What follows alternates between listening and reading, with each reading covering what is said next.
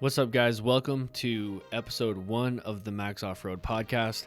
I was fortunate enough to have Destry Abbott in the studio with me. We bullshitted for 2 hours or so. He's an amazing man and has been an ongoing inspiration to me throughout my life and my career. I hope you enjoy this episode. Stay tuned. We have a quick word from our sponsors and we're getting into it. Let's go. This episode is brought to you by Bulletproof Designs. Bulletproof Designs are high-quality billet aluminum protective parts for your dirt bike made right here in the USA.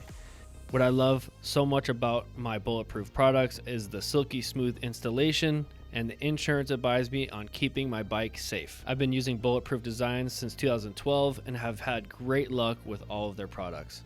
Bulletproof Designs products come with a lifetime warranty, so if you damage something, you know they got your back.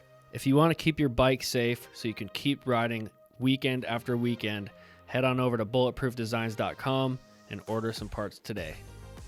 This episode is brought to you by SXS Slide Plates.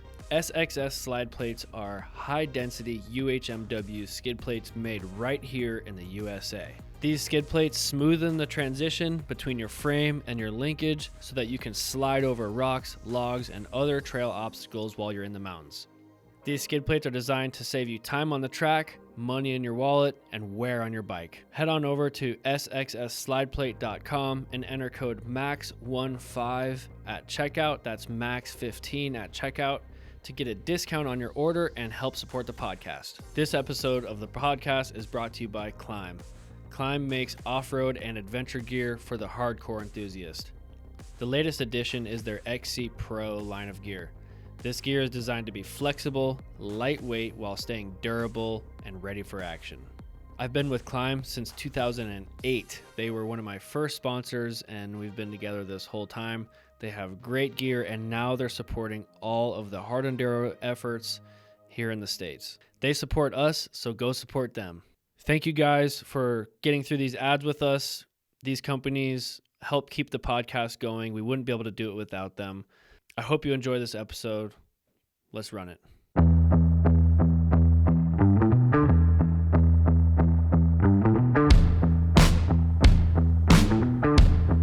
Well, I'm here with a man who's been an ongoing source of inspiration for me in my life and my racing career, Destry Abbott.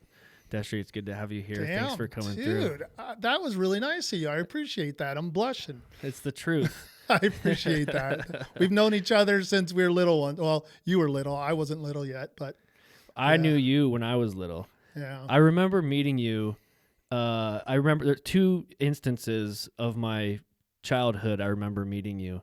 One was at a Lake Havasu Works race in 2000, must have been 6, maybe. You were on Factory Cowie, and I was racing like the 85B class or something. It was our first time trying Works. That was when I first learned that I didn't really like Works. And I went up to you and I asked you for a pair of goggles. What did I say? I'm really curious. Well, it was before the race, and I think you needed them, so you said no. Oh, okay. I feel bad. I've had that. I've had somebody else say, "Hey, I asked you for something and you said no," and I'm like, "I'm sorry." I guess it depends on the time frame. You can't say yes to everybody. Yeah. And listen, there's plenty of room in the studio to hang a pair of goggles, so it's never too late. Right. And another time I remember meeting you was, I think we were at Steve Hatch's house, and you were sitting on a stool, and you're like, "Oh, we'll have to go ride sometime." And I'm like, "Yeah." When? That's awesome. Where? That's cool. But it is funny how you can meet somebody and it can make an impression on you for the future, and it can inspire you and give you something to shoot for. What was that for you? Because you were born before everybody else. That is awesome. Yeah. I am 51 now, so I'm definitely older there. But you nailed that, Max. I loved how you said that because I didn't come from much. My dad was a truck driver. We had no money, and there were so many people I looked up to, and I figured if I ever make it, I'm just going to be myself. And I feel like I've done a pretty good job at that. But I wouldn't say I ever had anything click to where it's like you made it. I feel like I never made it at the same time, where even when I was winning a lot, I felt like I wanted to do more. There was always something else to do, and somebody that was better. But to get back to your question, I don't know. I don't think there was a time frame. I don't know exactly what the question was. Well, but was there another rider in the off-road there world you that go. inspired you to ride and chase the career path that you chased the whole time? Even in high school, I was a ball stick sport guy. I Really? love sports and motorcycles. So I ran track, I ran cross country, played soccer, did some basketball, but I don't know if there was ever a rider, Danny Hamill, but he was actually the same age as I was. His career took off way before mine, but we were actually the same age as each other. But he's someone I was like, wow, that dude's a badass. Like, he's someone I want to be like. And he was so nice to me. And I was just a Yahoo expert guy. And, the guys I met, it's the same thing like Supercross Moto. If I meet someone and I really like their personality and they're outgoing, versus, I like the way that guy rides. I don't care how fast you are or whatever. The same thing with, like you doing classes. Me, I always tell people, I don't care how fast you are. It's your personality. And I think that's kind of life to me. It's when I've met people, Ty Davis, he was nice to me, took me riding and stuff like that until I got closer to his speed. And then we kind of didn't like each other. It was a rival. It was a good rivalry. It's like now I have a ton of respect. He's someone that I looked up to for sure. But at the time, I'm like, this guy's awesome. He's super nice. He took me riding. It meant a lot to me. And I was just that kid wanting to be hanging out with pros and learning from them and, kind of enjoying life. And that's kind of what happened. Is it just kind of kept evolving. And next thing you know, you got an opportunity and then another opportunity. And then it kind of took off from there. How old is Zip Tie? Gosh, I think he's like 4 or 5 years. I'm 51. I think he's 54, 55. And, it's. And then before him era would have been Larry Rossler, right? Larry Rossler was someone. Rodney Smith, who's with Beta and stuff now. And Rodney's was one of those well-rounded riders that, he could go win ISDE a test and go race a GNCC and awesome out west in the hare scrambles. And I really like to be well-rounded. It's something. I was fortunate to do a lot of different disciplines, and I enjoy being Taylor Robert, here locally and in Arizona. It's like, to me, he's one of the best riders there was because he could go race moto. He could go race endurocross. He can get a gold medal, ISDE or X Games. I'm like, he was a badass. And that's kind of what I don't see as much now with the riders. I don't see a lot of really well-rounded riders, if that makes sense. Now they're disciplines. Now, whatever rider it's for Kawasaki, KTM, whatever, they give you two series. This is what we want you to go do. Yeah. And now it's not what it used to be. And, we haven't really jumped on that bandwagon as far as the racing side of things go, but it's changed a lot from when I was racing to what it is now. It has changed a lot. And it seems like we're in a world of specialists now where guys will specialize in supercross or endurocross or this or that. And not to say that that's a bad thing, because the guys that specialize in one thing are usually really good at it. Take Colton Haker in endurocross, for example. I would consider him an endurocross specialist. But I also think that the off-road in general discipline, whether it's GNCC racing, works, endurocross, hard enduro, I feel like the off-road discipline in general requires a broader skill set to be as good as you would want to be in any one thing anyway. So you're almost in the world of off-road, even if you are a specialist, you're still almost not a specialist because you still know how to ride some motocross. You usually ride motocross or desert. Do you know what I'm saying with like having a broader skill set? Because everything that we do is more of a skill-based type of riding. Yeah, no, I think you nailed that perfectly. And I understand manufacturer companies or managers I want you just to focus on endurocross. I want you to focus on this because that's how you're going to get the most out of the rider. But for the overall big picture and enjoying it, not getting burnt out, I think, mixing up the disciplines. I think of Stefan Everts, who some of you guys might not know, he was one of the best motocross GP riders. He was someone that would stand a lot. He practiced on a trials bike, even though he was full moto guy. He understood hey, you could learn so much. We talk about hard enduro, endurocross, just to tap on that, and how many guys have went the trials route because of Cody Webb, Graham Jarvis, all these other guys that, oh man, those guys are so good. We need to learn more. And it's neat to see that, but I kind of wish other riders, and I get the aspect of focusing on what's going to win you championships and rides and making a living. but I think it's cool to practice other disciplines. I think so too. I think it makes you better everywhere. Wasn't there a time when you were doing Hare and Hounds, Enduro Cross, and one other series? Works. Yeah. Yeah. So that's like 3 very different types of racing. You Correct. have one race that's a long endurance style desert race. Then you have something that's like still long, like 2-hour GP intense moto type of race. And then Enduro Cross, which is like 10 minutes of sprinting wide open, 190, 195. Yeah, exactly. I could die at any second. My heart could just come out of my chest. So it's like, that's a pretty big contrast. You were probably one of the forefathers or maybe granddads of, of multidisciplinary I think practice. I don't know. Like I say, I look at Rodney Smith, Ty Davis, who won Supercross. And both Rodney, those two to me were a little ahead of me, and they're who I enjoyed, watching and going, man, I want to be good at that. I want to be good at that.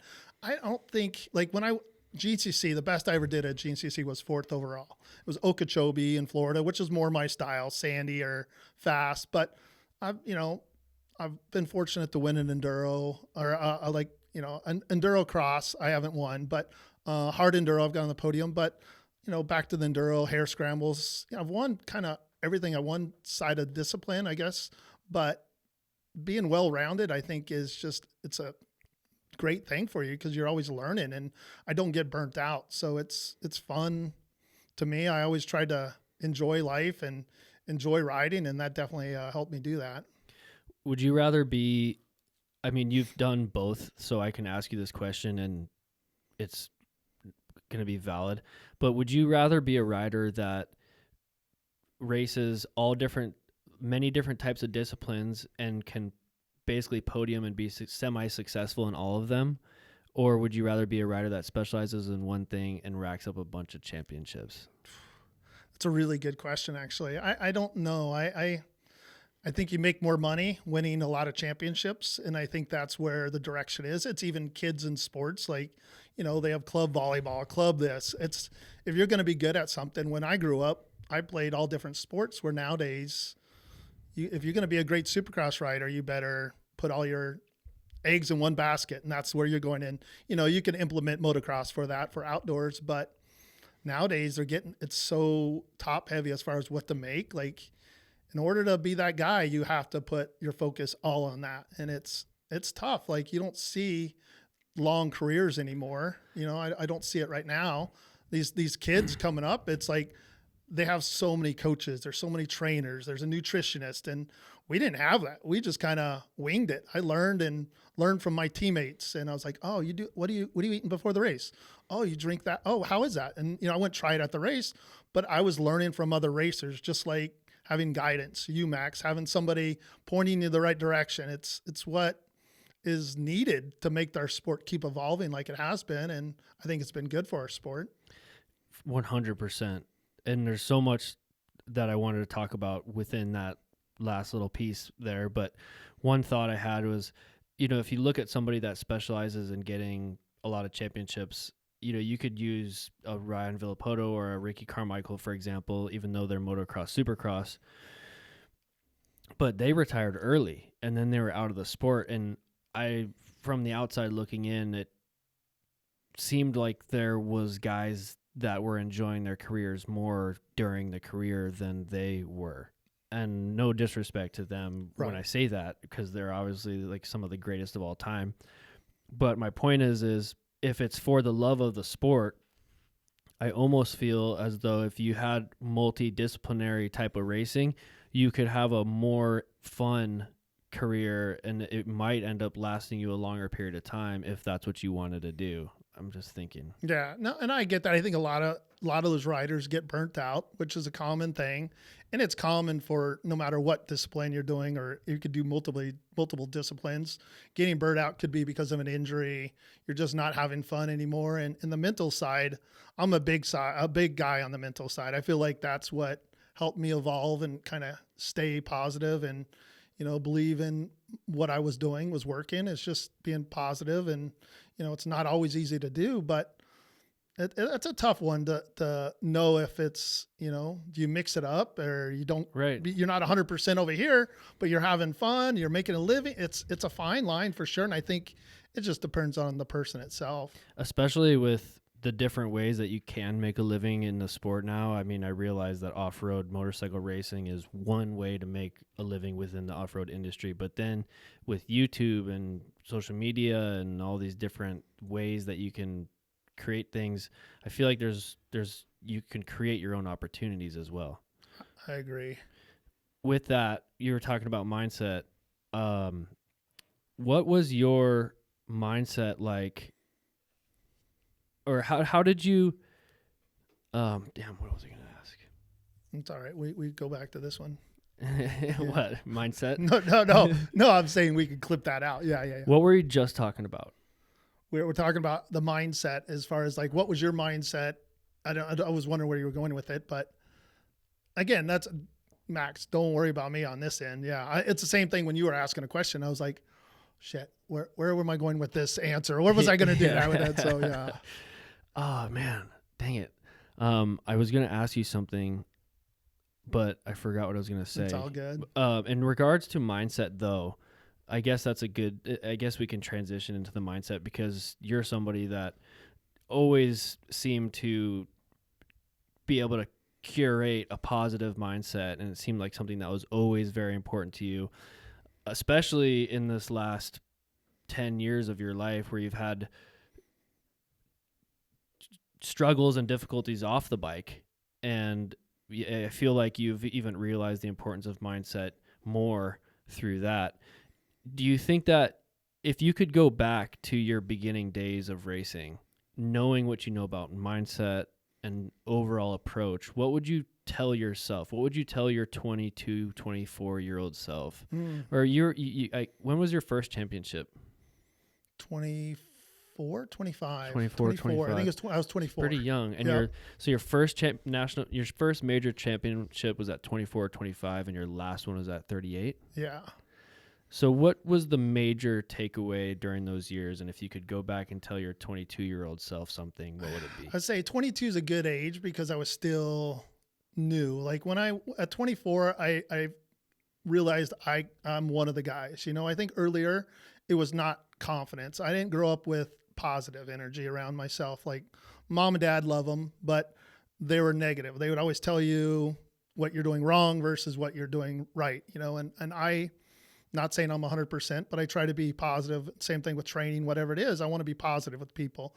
I think it was just not believing in myself and maybe focusing on others.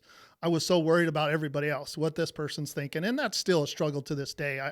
I worry too much on other people's thoughts, and I can't control that, easier said than done. I get that, but that would be my big takeaway to once I put focus on myself, it's like, all right. And that's not being selfish. It was like, I was the breadwinner at the house, and my wife, Charlotte, super supportive, and she was a positive one. Come on, babe, you can do this. Come on. And it was like, it's just a nice energy to have. And once I started winning and being confident and believing in it, I feel like if I'm on a start line, it's a gate, moto, enduro cross, dead engine start, I feel like I'm getting this start. And I wouldn't come off as cocky. I wouldn't say that to people, but I'm like, hey, I expect to win. I'm here to win. It's like, I'm expecting to get the whole shot. I picture something, and I feel like if I picture it, most of the time it happens. It's like desert racing. We have different lines. We practice on the start. I have A, B, and C, or different options. Okay, if that doesn't go well, I'm going this way. That doesn't.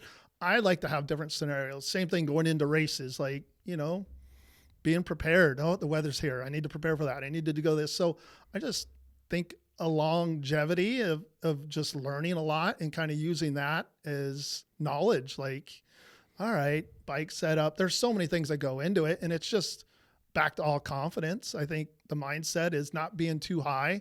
You're winning, and then when it goes so low, you go really low. Like, I'm a big believer on staying kind of even kill. Like, that was awesome. I won that race. All right, my next thing is, what am I doing next? What's my next? And I'm not unsatisfied. I'm happy with that, but I don't want to be like, okay, I made it, I'm done. Like, it's like there was something else to learn. There was something to move on to. And it's kind of my whole life is, I feel like that way. It's just, All right, that was a bump in the road. Now today's a good day. Yep, it rained yesterday, but today's bitching. It's dirt. The wet's dirt. The dirt's wet. We're going riding. You know, it's like you got to 100%. find good things. And like I said, I don't get me wrong. I have struggles. You know, it's to this day. I break down. You know, I have moments where I'm like, I don't want to get deep here, but I'm like, there's times shit's not going well. It's things aren't going the way we planned, and life is that way. It's just not planned. And, you know, but at the same time, we look at the big picture. We're healthy for the most part, and we're blessed with our family, and, you know, life is good. I would rather be positive versus how things suck all the time. And I'm like, man, to me, it's that negative energy. I can't handle being around someone that's just constantly complaining. I'm like, all right, I'm good. I need to walk away. I need to be around somebody that's having fun and enjoying life. And that's why I think that's a big part. I just rather see someone smiling, holding the door open. Hey, how are you? And I'm like, man, that makes me feel better. And I'd like to do that with other people. And you talked about riders you met. I'm like, I want someone to come up to me and go, man, that Destry was a cool guy. I really liked him. And I'm like, I'm just like everybody else. You know, I was very fortunate to be pretty good at what I did for racing, but I'm an enthusiast too. I'm on the internet. I'm on Instagram. I'm loving videos. I'm liking watching other people. I am very lucky. I mean, I really can't complain. I'm very lucky. You talked about talking with other people and spreading good energy and receiving good energy from people. And there's that saying that says you are, be the energy that you want to attract. And it's so true. If you go into a place and you're just like cool with everybody's usually pretty cool with you.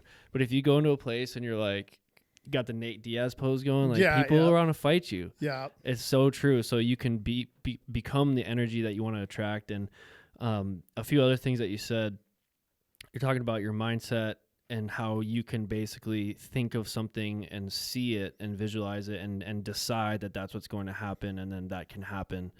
And then so it's like I can relate on a smaller scale, but this year for Endurocross, I was my starts at the first 2 rounds were like mediocre at best.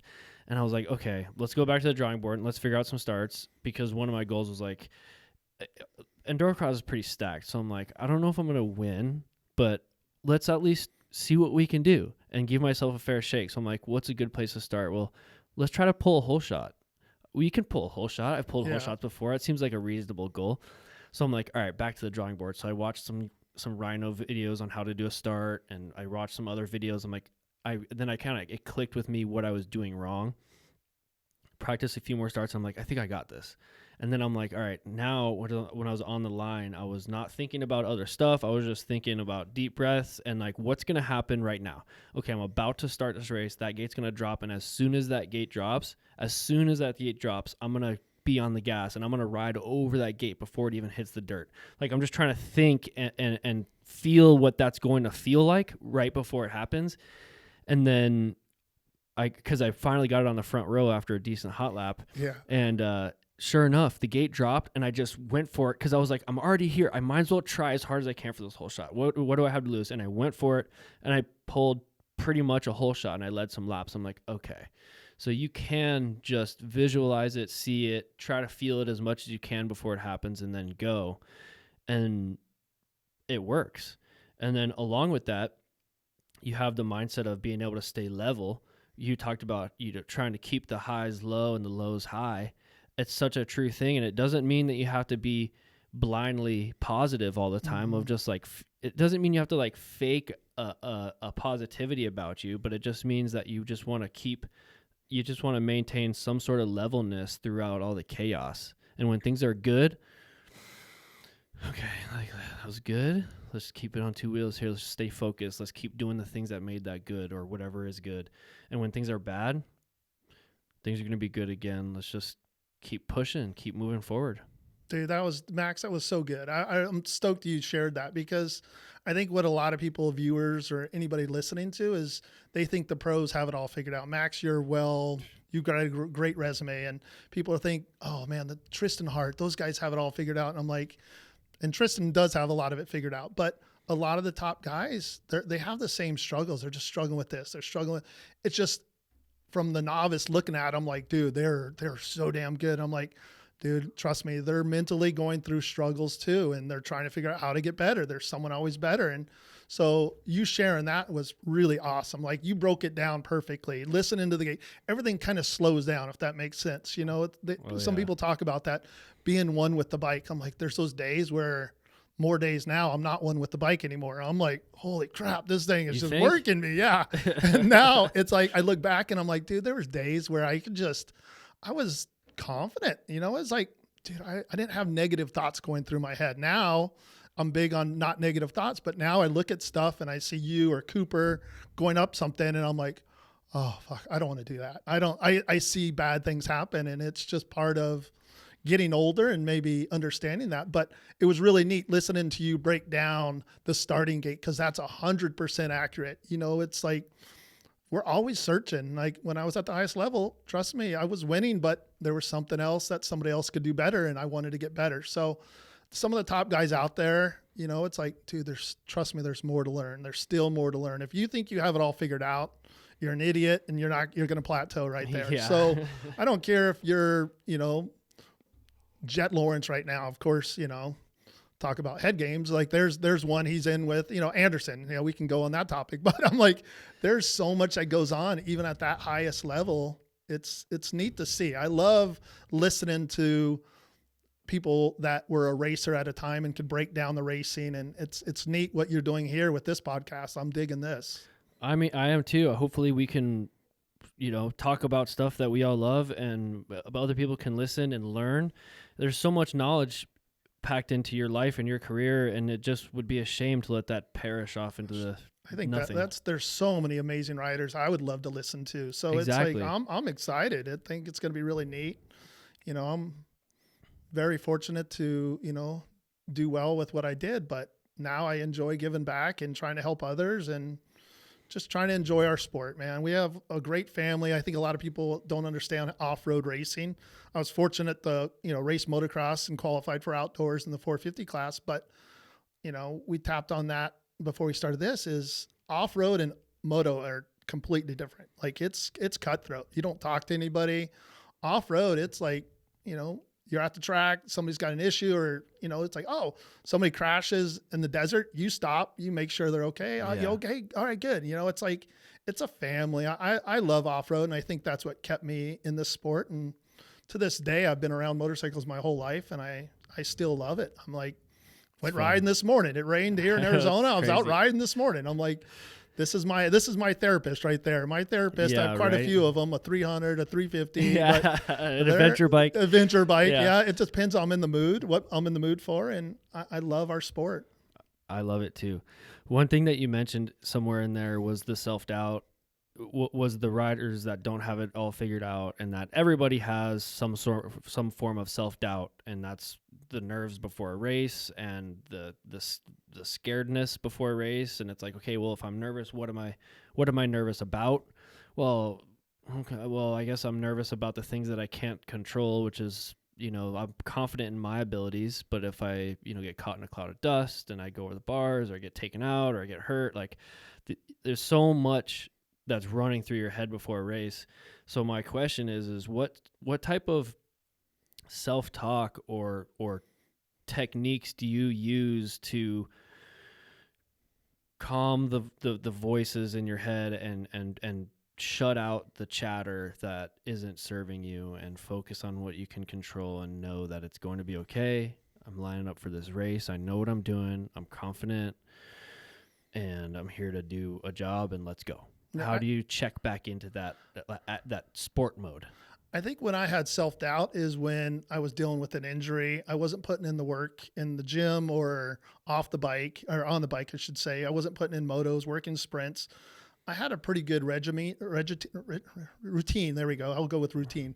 I had a good routine, which I felt like, all right, I'm on the bike 3-4 days a week. I'm yoga, I'm doing a nice plyometric agility stuff, like something easy. I think a lot of it comes down to, if you're not putting in the work, you're not going to be confident with what you're doing. So, you know, as far as the mental side, I just felt like I was putting in the work. I'm doing everything I need to do. And if I do that, I know I'll be where I need to be. So, you know, I don't my goals weren't too high and too low. Like as far as, all right, I'm at Endurocross, I want to win the championship this year. Well, I knew, I wasn't that guy. Like, all right, if I get on a podium, that would be an awesome. But to go back to self-doubt, I think it's just putting in the work to me. A bike setup, understanding everything, being in a good place, family, whatever it may be, is like having a good support system. I was big on my mindset as far as I'm in a good place. Like at the start of a race, I would hype myself up. I was a Metallica guy. I wanted to be, but by the time I go to the starting line, I was a really quiet person. Like Johnny, my mechanic, he knew, he was with me for 8-9 years, and you don't need to say anything to me. Just wish me luck. But I'm just so focused. I'm really in that moment. Like it sounds weird, and I'm not rude. I'm just focused. I'm just focused, and it's time. And then it was like, as soon as I finished checkered flag, it was like, oh, like, wow, that was either good or bad. But yeah, the mindset is big. I found that there's like different levels that you can come into a race at. If you come into a between 1 and 10, if you come into a race on a 1, like that might, for me, I think that's a little too mellow. I need to be a little more excited. But then if I come in at a 10, like if I'm like, woo, on the starting line, it's too much. Yes. I'm too frantic and I make too many mistakes early on. So I feel like there's different levels that you need to come in with. So you would play some Metallica and then go to the starting line and just kind of like, you would almost like absorb the Metallica and then just like breathe and stay calm on the starting line and just focus on what you're about to do. Yeah. And I would do, so like I said, I usually listen to Metallica almost every time, especially for races. And I would get warmed up. So I'd do a nice little like warm up, some burpees. Like I'm kind of use big yoga ball. I'd get a little stretch, and then I'd work on some breathing exercises, just calm myself down. And that's where I'm like, okay, it's time to go. It's either walking out of the Kawi semi or the motorhome, whatever it was at the time. And then it was game time. It was like, it's NFL, any professional athlete, they're focused. You could look in their eyes and you could go, man, that dude's focused. Like it's sick to see. Like I miss that side of racing. It's like, man, I miss that side, where it's at adrenaline. I don't get the adrenaline like I used to. Now it's adrenaline of me almost eating crap. I'm like, oh gosh, that was scary, but it's not that high of winning races, which is fine, but it is kind of different. I think that's what brings people back, because think how many people we know that race at one time, gave up racing to do life, regular life, and then came back to racing once they had their careers kind of sorted out, and then they came back to race. And when I saw my friends come back to racing after departing, basically, I was like, okay, well, you could use Ty Tremaine, for example, or Davey Broderick, or Luke Reynolds, all incredibly talented riders. Luke Reynolds was one of the most naturally talented guys, I feel like.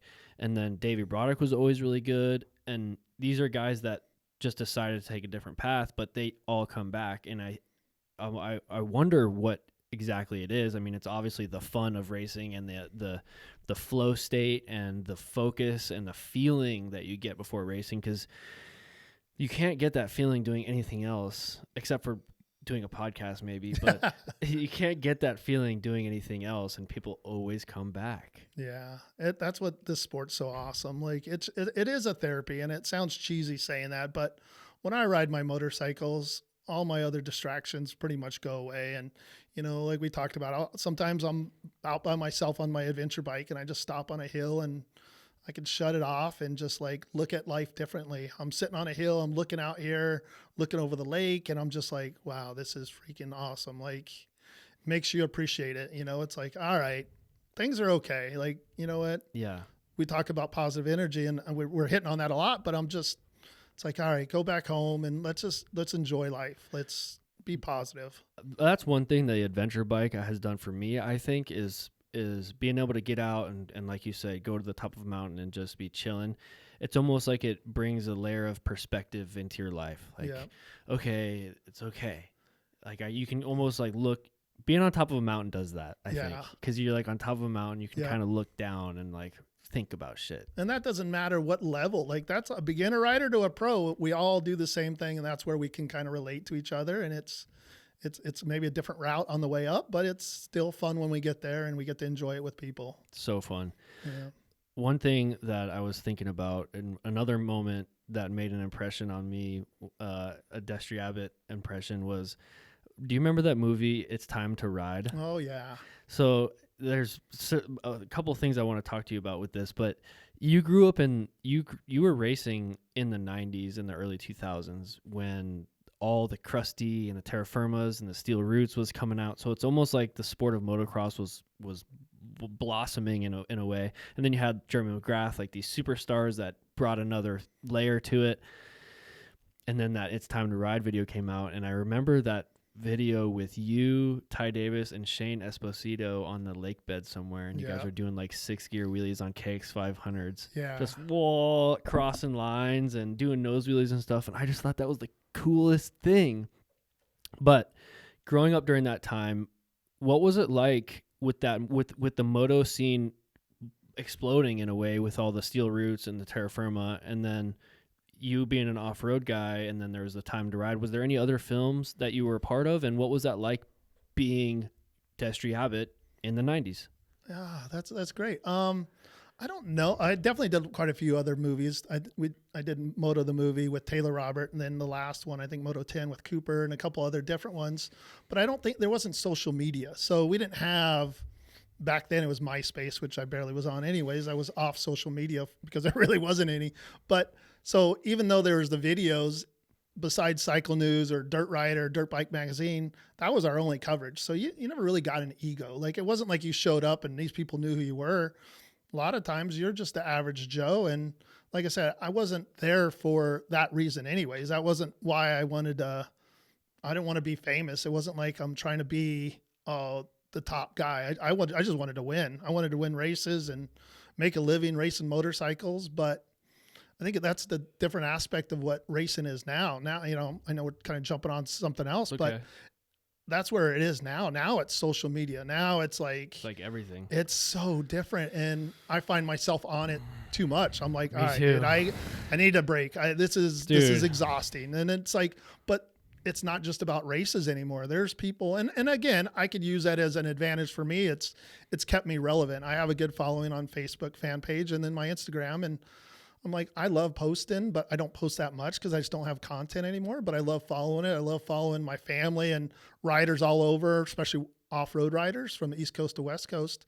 So it's neat in a lot of aspects, but in a lot of other aspects, none of us knew what we were doing. Like if I was racing Ty Davis or somebody else, dude, January first round, I'm like, all right, let's see what he brought and what I brought, and we have no idea. And it's like, now you could just keep a loop on every single rider on what they're doing for the most part, and it's definitely different. You can pull it up in 2 seconds. Yeah, whatever you want. Yeah, what do you want? Yeah, you want hot chicks? You want fast cars? Exactly. You want to know exactly what's going on in the best dirt bike rider in the world's life across the country. Yeah, instantaneously you can find it out. It's crazy, and it's almost like back then the spots that were, or the outlets of media that were there, were almost that much more prestigious and sought after because there wasn't all the fluff, or whatever. So it's like it almost created like a sense of desire to become in the magazines, I feel like, which being in the magazines and being in the media was why they hired riders. But it's almost like with all the fluff, and I'm just theorizing here, that with all the social media and all the fluff, that the magazines and like traditional media outlets have become less valuable. But at the same time, off-road riders are getting paid, generally speaking, less than they were when you were racing back in the 90s.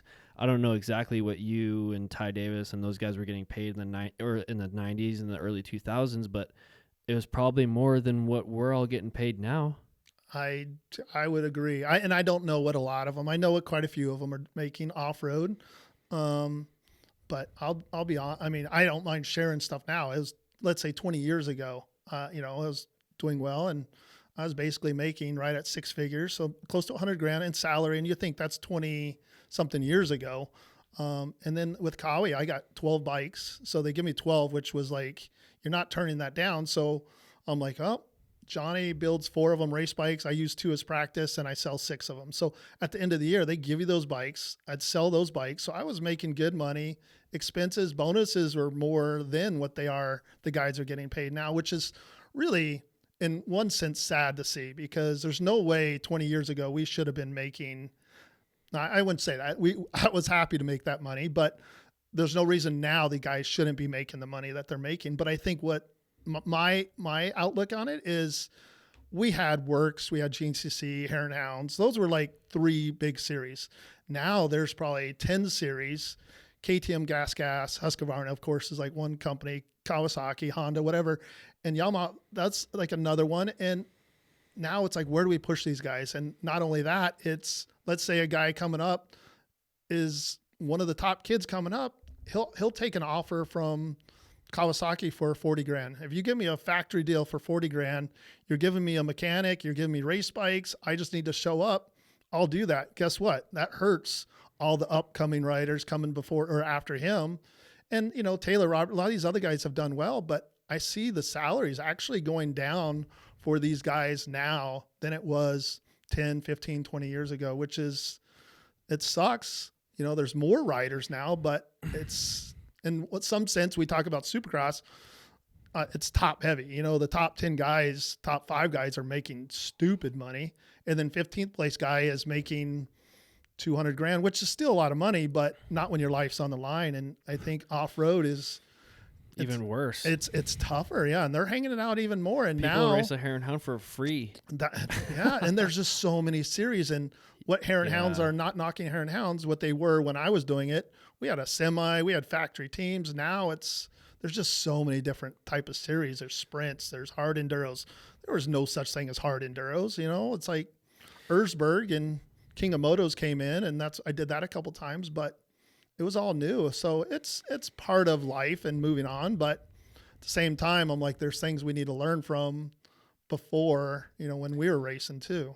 So do you think that the reason for off-road riders getting paid less now than ever before is because the off-road industry is somewhat diluted with all the different series? Is that what you're saying? I do think there's and I get that, you know, but there's so many more series now. There is a lot. But it's neat for our sport. Is bike sales are way bigger now than they have been 20 years ago. Like, our sport is mainstream. Like, when I grew up. Why is our sport bigger than it's ever been? Yeah. But then the riders are getting paid less than they've ever been. I know. And then you also have, back when you were racing, Cowie was involved, Yamaha was involved, Suzuki was involved, Honda was more involved. And now it's pretty much KTM, Husqvarna off-road. Off-road. Correct. I mean, Kawasaki doesn't go to Works or GNCC, or I guess they do have a GNCC team. I guess GNCC is the best example of off-road success that we have, but there's much less involvement from manufacturers. There's less involvement from manufacturers. There's more series to choose from and to invest into, and it seems like there's an element of riders. There's a level of desperation being created where riders will sign for smaller amounts of money, which just drives everything down. Right. So it's like a threefold loss. And it's a tough one. I don't have the answer, and I don't know either, but it is definitely diluted as far as so many different series and different racers. You know, it's not motocross, supercross. You know, we have probably 10 big series. To me, GNCC is number one. Like, it's definitely gone to another level, and it's huge, and it's, you know, it's awesome to go back and watch, but it's like, all right, what does Hare Scrambles need to do? What does the sprint rounds need to do? I don't know the answer. It's tougher, and the money's just not there. So the guys just aren't going to do them, except for when KTM or whoever it is, like, hey, we want you to do this series. Okay, I'll go do that. So, yeah, I mean, I guess the industry will, as a result of how popular it actually is, how many people are watching. If there's 8 billion people that subscribe to watch Endurocross on the thing this year, then Endurocross is going to be pretty big next year, and then the year after that. But at the end of the day, if not a lot of people are watching it, and it's like women's sports. Mm-hmm. It's a perfect. It's like we're off-road is the WNBA. We're going that direction, huh, And Max? motocross Oh boy. is the NBA. Oh crap. I don't even mean it in a bad way. I'm just saying, like, like if people watched it all the time, then they would get paid more. Yeah. Is all I'm saying. Yeah, and I agree. They're going to watch the NBA. They're not going to watch Endurocross. When we were doing X Games, like it was part of Endurocross. Eric Pernard brought it in and put it in X Games. It was like, oh my gosh, we were selling out every round, and it's like. And then COVID and all these other, issues happened, and now we're just building it back up. And Endurocross is something I'm a fan of, and Me too. I've been part of, and I love seeing that. So I want to see that grow. But I think we're all on the same boat. We're just trying to figure out what we need to do. Yeah, 100%. Yeah. Well, I think that spectators, off-road racing and spectating has been. There's no spectating. If you go to an off-road race or Hare and Hound, who's going to be there? No. Maybe a couple super fans, Right. maybe.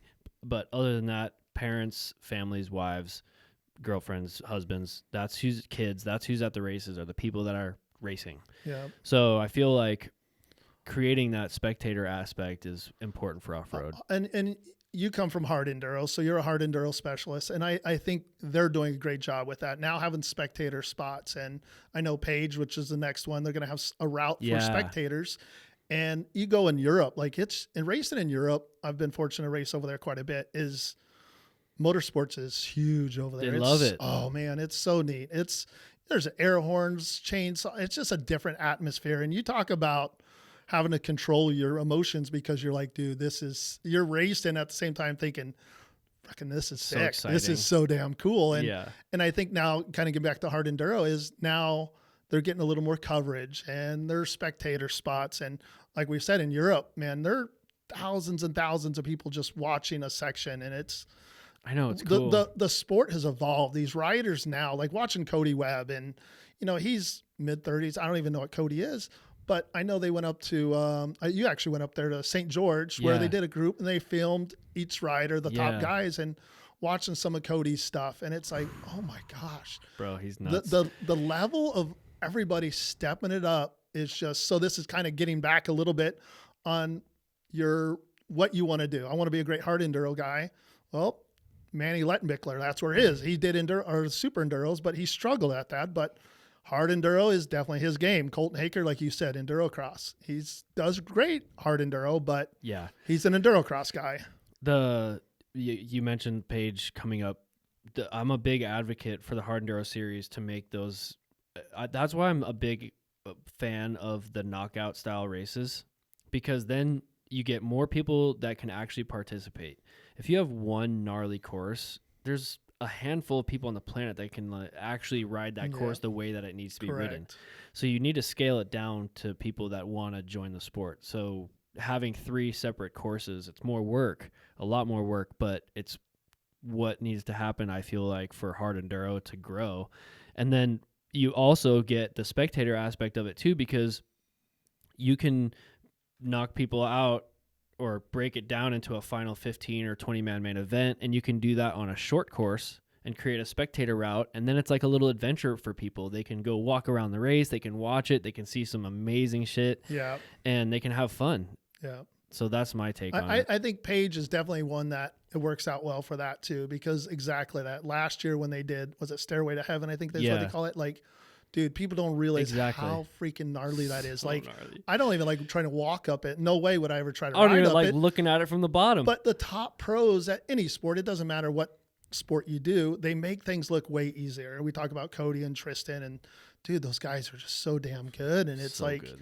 You watch them do it and you're like, oh, that looked cool. And I'm like, yeah, but you don't realize how gnarly that was. Consequences are high, and they're just that skilled that we talk about. They're doing it knowing they're going to make that. They're not doing that going, okay, hopefully this works out. And back to a little bit ago on the topic, it's just they prepare themselves for that. So they're practicing on stuff that's usually gnarlier than what most races are, just like Endurocross tracks, where I practice on tracks that were way harder, because then if I go to Endurocross, I'm like, all right, this one's easy compared to my track. So that's kind of, switching subjects, but that was kind of my mindset on that. Train harder than what the race is. Right. Yep. Sand motos, just riding crappy ass sand tracks, and go to the race. Other people are like, oh, this track's gnarly. I'm thinking, Oh, sweet. All right. You're already, Oh, this is going to be your an easy mindset is weekend. this is going to suck. And I'm thinking, all right, Can't this wait. is going to be good. This is That sand track down by Canyon there's a there. sand track in our local area that's been, it seems like it's been in the off-road industry for generations. Was that gnarly when you started riding it 100 years ago? It's definitely, it is for sure gotten a lot harder and harder. And, you know, What was it like tough. when you It first was- started? Do you remember when you first rode that track? Dude, it was the 90s when I was riding that. And then 2000 when work started, I started using it as one of my training. Like it was like a Was it 4-minute, rough 4-minute. in No, the it was 90s? rough. It was rough, but you could you could kind of manual your way through it. Now it's like some of them you got to roll, some of them you could double, some of you face into. Who built it before you rode it? It was just a big. I don't want to say I built it, but I laid it out and it just kind of kept. So you started that. And then it just, you know, it's kind of what we all decided. Okay, this is what we need to be doing to get better. All right, we need to do sprints. We haven't really talked about training. It's like, all right, I used to do a lot more sprint training than I did just riding. Like, I'm like, all right, me being a hare and hound guy riding for 3.5 hours, I don't really need to practice that pace. I want to practice a high intensity pace to where that's comfortable for me. I'm used to being comfortable, being uncomfortable, meaning I'm letting the bike work around. I'm loose. And I think, you know, it was coming from the moto style. I'm like, all right, I'm practicing this section over and over until I get it. And then I kind of tie in other sections. Then I'm doing sprints. And next thing you know, it's like, all right, now this is becoming more of my pace, if that makes sense. So 100%. yeah. Yeah, I could draw a parallel to my career. I feel like the deeper I get into my career, the shorter my training sessions get. And I don't know if that's just me like being more busy and not wanting to ride, but I don't want to go do 2 45-minute motos. I don't want to do that anymore. Honestly, I want to go work on my speed and my technique, and I have a good base of endurance, and I can build that off the bike also. And short and sweet. And it's about being prepared going to the race. If I try to, the older in my career, you know, I was fortunate to do well later in my late 30s. I didn't ride as much as a lot of the other guys did. Taylor Robert, who was a teammate for a little while, like those guys would be riding way more than I was. But I'm like, if I ride that much, I'm going to be paying for it this weekend. I need to tailor it back. I'm spending the more time in doing yoga or swimming, like lighter on my body, and mentally I know what to do. I knew like, all right, there's plenty of races I won that I wasn't the fastest guy there, but it was using my knowledge the right way, line choices, you know, it's just being smarter. Use my experience. And like you said, I'm like, I don't even know the last time I ridden my sand track. I'll work sections, but that doesn't even sound fun to me anymore. Not that it was fun before, even when I was doing it, I'm like, it was one of those, okay, I need to go do 320s today and a couple sprints. And then when you're loading up, you're like, oh, I'm glad I did that. You know, it sucked, but and this is where we go back to the confidence. Like I left going, okay, that was good. I felt good. My bike's good. I'm happy with this. And I feel like that's one area where riders aren't juicing their sessions as much as they could be. And me definitely, of when I go train, when you get done with, like you said, use that for an example. If you go do 2 20-minute motos plus sprints at this sand track, and this sand track that we're talking about, for those that don't know, are just like 10-foot deep, 5-foot deep, giant, massive sand whoops that's just been ridden and trained on for generations. Destry, Steve, Taylor, me. It's so gnarly and rough. But if you go do 2 20-minute motos there, and then some sprints, and then you load up and you feel good about it, how do you mentally log that workout into the confidence bank? How do you say, okay, I'm doing what I needed to do. I just did my 220s. I felt good. I'm where I need to be on the bike, and I'm just gonna move my confidence needle up. How do you do that? That's a good one. I think at times they could go the opposite. There's days where I go out there, the first moto, I'm like, oh, that one sucked. I just was not riding. I wasn't one with the bike. The second one, I'm going to go do this again. You know what? This is just not my day, you know, and this is a different kind of way to look at it. But then I would go, you know, I'm not doing motos today because I'm going to just not benefit myself. I'm just in a hole right now. And I understand you're in a race situation. You got to work your way through that. But then I would just go, I'm just going to go play ride. I'm going to go work a few sections. I just want to go get a couple sections dialed to where I feel like a flow.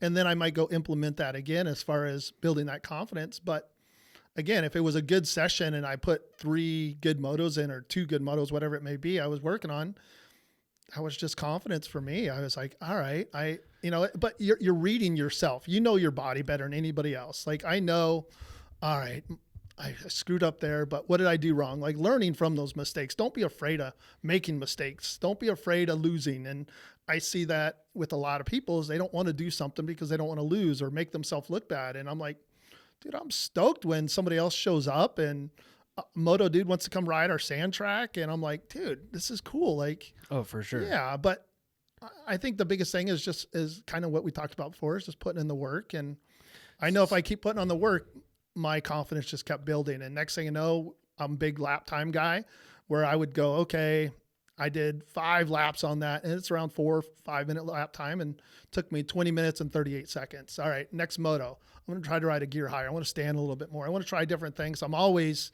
trying to figure out different situations to make myself more efficient, faster and smoother. And just things like that. So you just build confidence in the work. Yeah. And not overtraining. I think too many people are. That's a big one. There's always more. Gary Sutherland, which he'll probably listen to this, is best overtrainer ever. Oh my gosh, dude. When we had the gym and, I was a personal trainer and Gary would go ride. Then he would come to the gym. We'd do a workout with our elite group. You were in that, Taylor. We had a damn good group in that. And, and then he would head home. He still feels good. I need to do something else. I'm like, dude, no, chill. You don't need to do something else. You're just wearing yourself out. Rest, sleep. Our sport at the highest level is point percentage. Like you're just trying to find something. Like a novice rider, I'm like, we can make you 5-10% within a month. I could definitely make a huge difference. As you get to that highest level, now the mental games start, the bike setup. It's such a package deal. It's consistency. 0.1% is a huge difference for those top guys. You look at lap times like Supercross, Endurocross, it's like, dude, there's a lot of guys within 1 second, which is such a short window. And, it's just working on consistency. Were you the guy that when you'd go out for your motos or whatever you had planned that day, and let's just say, for example, you weren't feeling the best that day, do you try to push through to a certain point and then maybe adjust what you had planned that day and then cut it short? Or do you say, nope, I planned on doing this, I'm pushing through to the end, and do you build confidence by doing that? Great. I think when I was young, I would push through. Like that's just, my dad was a military guy, old school, yell at me and stuff. And, and then as I got older, I learned, you know what, I'm going to just hurt myself. I'm not going to do anything to benefit myself. If I'm struggling this bad, mentally, I'm dragging myself down. Now it's not helping me anymore because now the next time I go riding, what do I think about what I rode the last time? Like, gosh, last time I sucked. So then that mental side is part of your mindset. So I'm big about having fun. Like, I think putting in the work, I definitely put in the work. But those days as I got older and I struggled, which as you talked about, you get older, you just I wasn't putting in the work like I used to, but I was still producing. Like I was still at a high level, and it was just learning my body and learning the bike and things like that. But I didn't think it was a weakness to go, you know what, I'm good. It's almost it can be looked at like a strength. Yeah. Of like, okay, I'm not feeling the sauce today. Not only am I not feeling it, but I think I'm tired from the cumulative training load, and I'm just going to keep it short and sweet today. And I had 2 10s planned, but maybe I'll just do 2 1-lap sprints instead. I see riders riding lethargic. They're going through the motions, and I'm like, dude, if you're just going through the motions, you're not benefiting yourself. If you're not thinking about that gate drop you talked about, and you're not focusing on in that moment, like it's a clarity. If people don't understand, the racers out there, they understand. It's just there's those moments where you don't hear anything else. Everything slows down. It just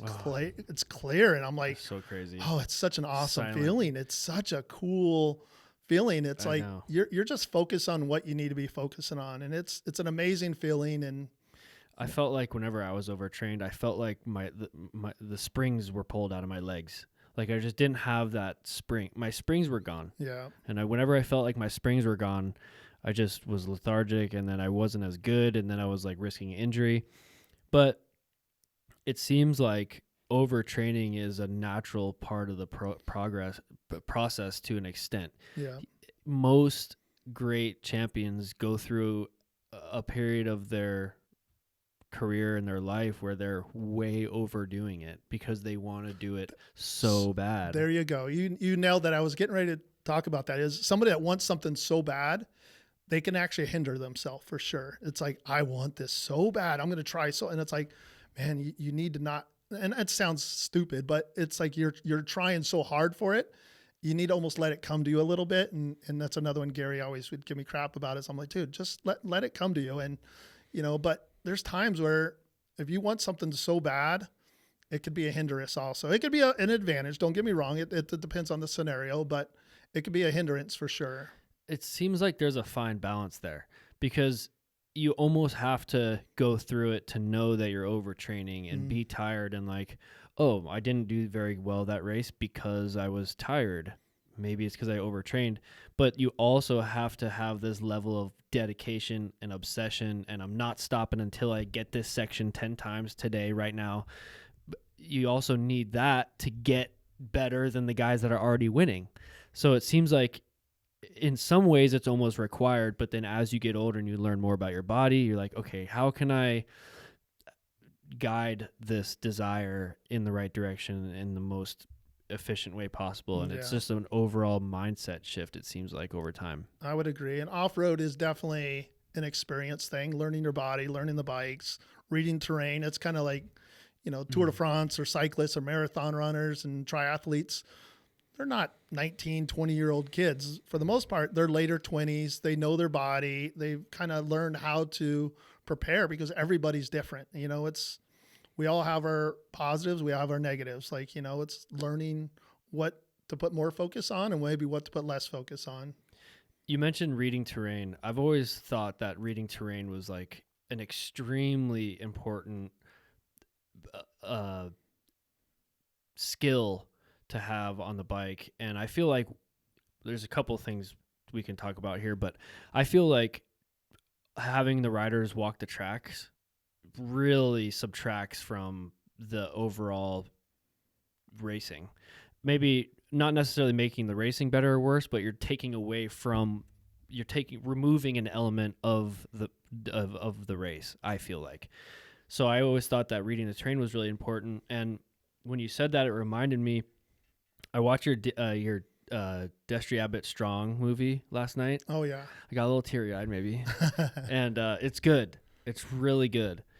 And your dad said something towards the beginning where you were starting to ride, and he's like, yeah, I don't know what it was with him, but he seemed like he just had something extra or something different. Or he's like, I don't know if it was the way that he could read terrain or his eyes or the way that he rides the bike. I don't know what it is, but it seems like he just has something a little bit different.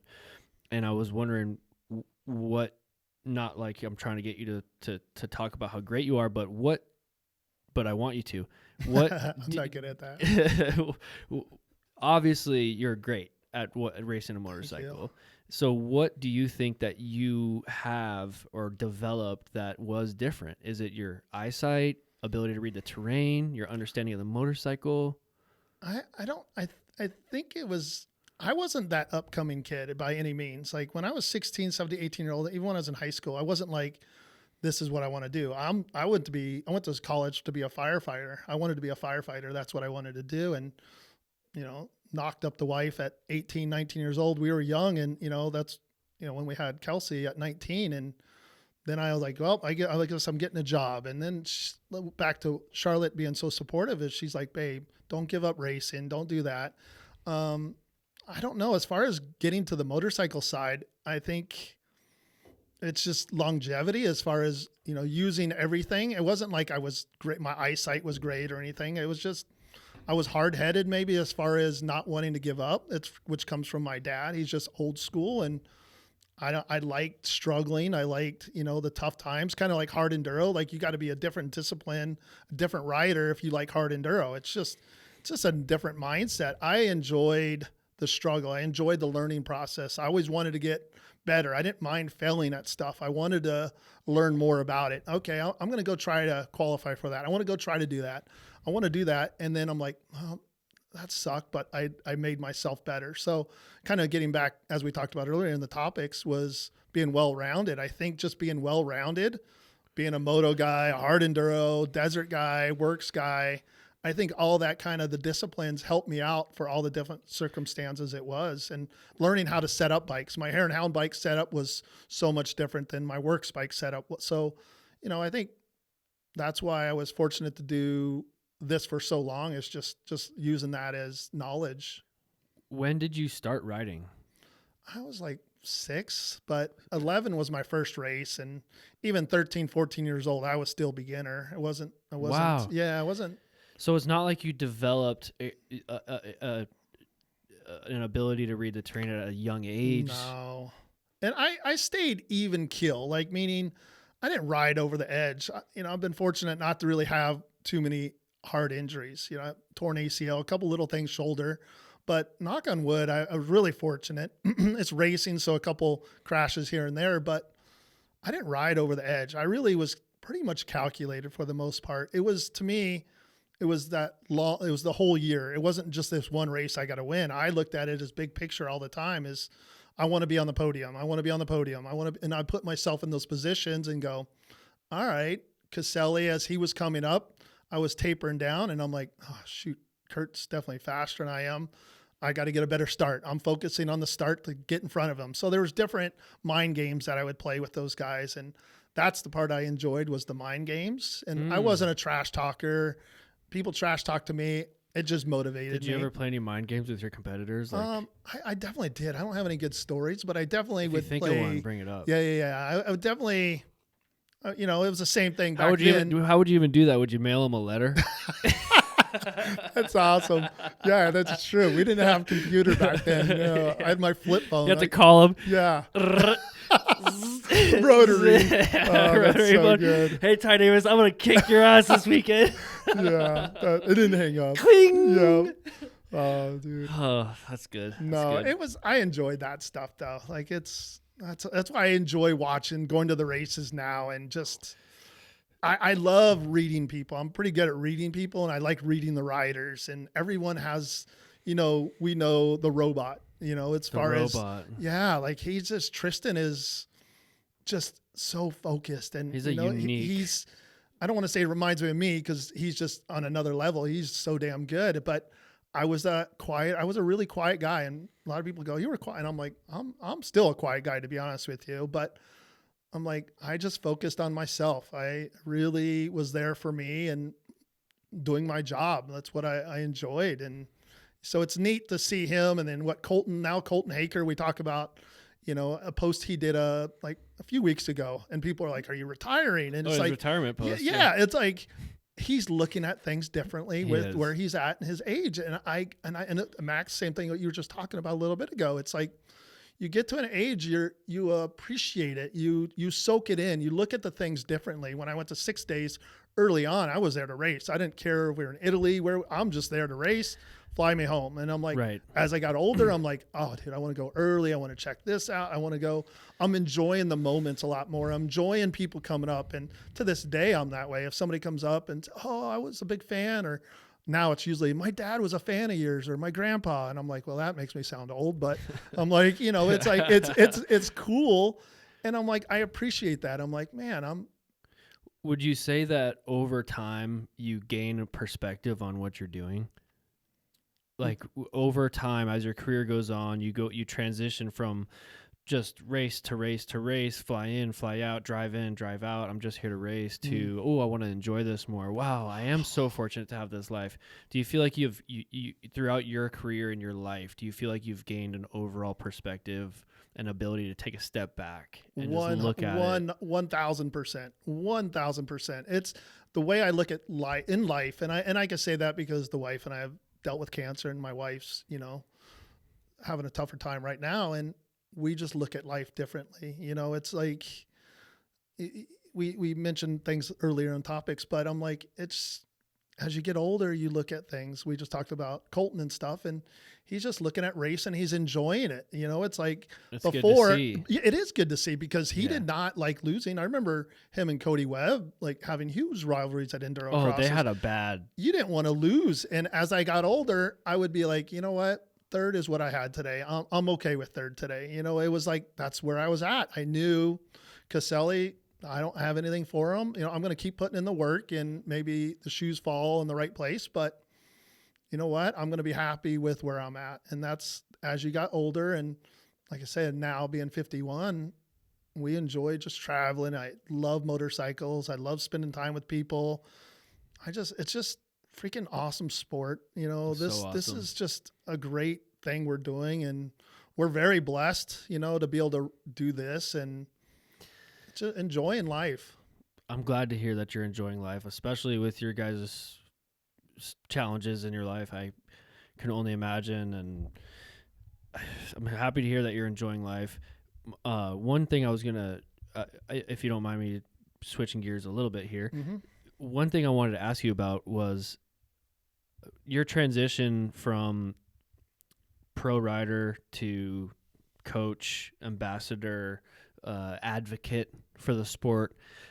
And this is something that I'm just personally curious about for myself too, is what was your transition from being a pro racer, getting paid salary, showing up at the races, everything's taken care of, to transitioning into being a coach, advocate, commentator, whatever you're doing? How was that transition for you, and what did that look like? That's a long one there. It was, I wouldn't say it was tough, or like towards the end of my career. Like I said, I was at Kawi 37, 38, 39 years old, and I was still on the factory team, and I was more of a mentor for Ricky Dietrich, Taylor, Bobby Gerston, all these up and coming kids that I had them come to the house. We would train. So I kind of started going down that road, and I was more of marketing material also besides just a racer, and I enjoyed helping them out. And so it wasn't too difficult to make that transition. I think where the transition is when I stepped away from the racing is where it was really tough, because I enjoyed the adrenaline of the start, and I wasn't going there again. I wasn't going there to win anymore, but I enjoyed being out there. I wanted to make a main and then Durocross. I want to be out there with the guys, and top 8 was my goal. It was just a different perspective, but I don't know. I don't think it was too bad until I kind of shut off racing, because then it was like, oh, I'm missing this. And it took me a little bit to search for what I was finding. And that was just spending more time riding again, because that's what helped me. Anytime I'm on the motorcycle, it helps me, and enjoying or being around people that are enjoying it too. And then I'm like, you know what, this is good. So it wasn't too difficult. It's where I'm at now is just, now I'm enjoying just teaching and mentoring riders. And it could be a new rider, meaning they have never raced, but they're enjoying that, to, a top pro, trying to help them out on the mindset. The way that you've done it seems like a healthy transition, because you went from being one of the top riders, inspiring other people, racing at your highest level, accomplished most probably all of what you wanted to accomplish, into more of a giving back role. Now I want to help people enjoy this sport the same way that I do. I want to help people love this sport as much as I do, because being real, if you're not riding a bike the right way, it's not as fun as if you're doing it the right way. It's like playing tennis, but you can't get the ball across the net. It's no fun. Right. But if you can hit the ball, it's fun. Sounds like my golf game, really, actually. Can't get it off the tee. Yeah, I love golf, but man, I suck at it. We would golf and Cody Miller the other day. He had this one golf club, and he always wanted to hit it. It was like one of those woods that's hard to hit with. Oh yeah, driver. He would either miss or hit a good shot with it. It was 50-50. Yeah. It was funny. Yeah. But back to my point, and my question is of your transition. The reason I ask that is because I feel like I see a lot of guys have a more cut and dried type of outlook on their racing career, and they're like, I'm racing up until a certain point, and then I'm done, and then I'm just gonna move on to something else or do something else, and I don't know. Those people typically seem to struggle, I think, more than the people that find a way to stay in the industry and stay involved and keep racing, even if you race the vet class and go to day in the dirt and just go do the fun stuff. They just they just cut off this one thing that they've enjoyed their whole life and career. Yeah, they looked at maybe racing differently, and I know some people that are in the industry now, and some people they're like, I haven't been on a bike in 4 years, and I'm like, holy crap, like I couldn't do that, They just looked at it differently. Where I think I just motorcycles is my passion. It's what I love to do. Like I said, there's not a day that goes by that I'm not usually out in the garage fiddling with something. It's my happy place, and it sounds corny, but it's just fiddling with stuff, having my pup out there. I'm just in the garage. Like this is where I feel good. It's just so good. It's awesome. It's so good. Yeah, I know. I'm with you. Do you feel that with coaching, because your job is to be in this industry and coaching people and working with people, do you find, the question should be, how do you balance the work and the enjoyment? Because for myself, when I coach too much, you're taken away from yourself. I'm taken away from myself, and I get to be kind of over it, and then I'm not as good of a coach because I'm not putting as much passion, as much energy into it. So I feel like I have to restrict my schedule. Like I'm coaching these days, and that's what I'm going to do. Max, you're at a different fine line compared to where I'm at now. I make a living just racing, or not racing, but just training, where you're still racing at a high level and trying to coach these riders coming up. And it is tough. Like you said, there's 7-8 days in a row of I'm like on my schedule. I'm riding every single day, and people, some people are like, you got it made. It's awesome. And I'm like, dude, yes, this is awesome. But there's days where you're just like, I'm working. It's putting it on. You're riding, and it sounds somebody's listening, going, "What an ass!" But it really is that way. It's like if I ride 25 out of 30 days, I promise you, the 25 days aren't all great days. And so finding that fine line of where there's times where I've had that schedule, and the 26th day, my buddy Dan, like, "Hey, let's go ride," and I'm like, "Dude, I can't." Exactly the same point you made. I don't want to take away from one of my clients or anything like that. But you at a racing level, it's a different situation, because when I'm practicing newer riders and they're beginner novice riders, I find myself getting into that pace and going, oh, then the next day I got a pro, and I'm like, holy crap, everything's happening so much faster. Now the way I'm training this rider versus the last rider is a night and day difference. And it's just learning over the years. And I think for the most part, I'm getting it figured out, but I'll, as a trainer, as a coach, as a life person, I'm still learning as I go too. Yeah. It seems like the balance is a real thing. Yeah, for sure. And I feel like dirt bikers are naturally imbalanced people, because we just like the imbalance of it. And riding is, for me, it's one of the quietest times. It's one of the most peaceful times. Like, just think about when you're flowing through whatever. Yeah.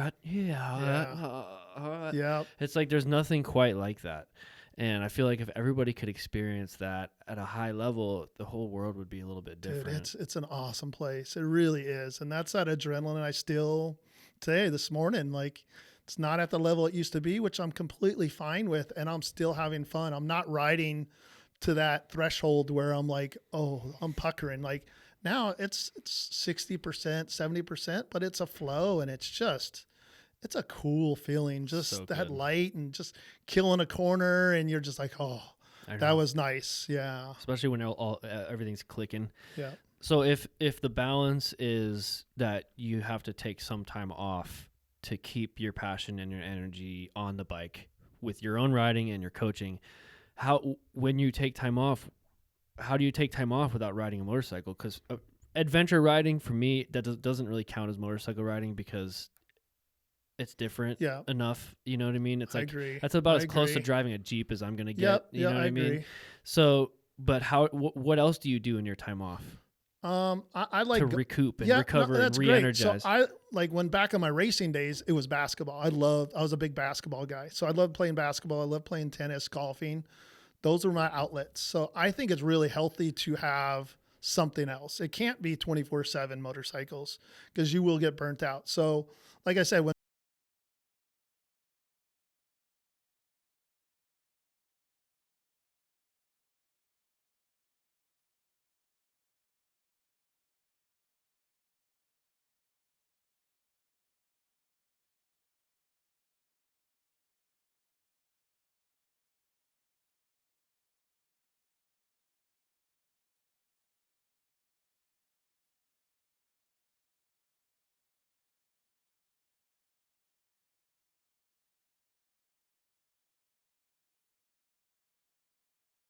take a day or two.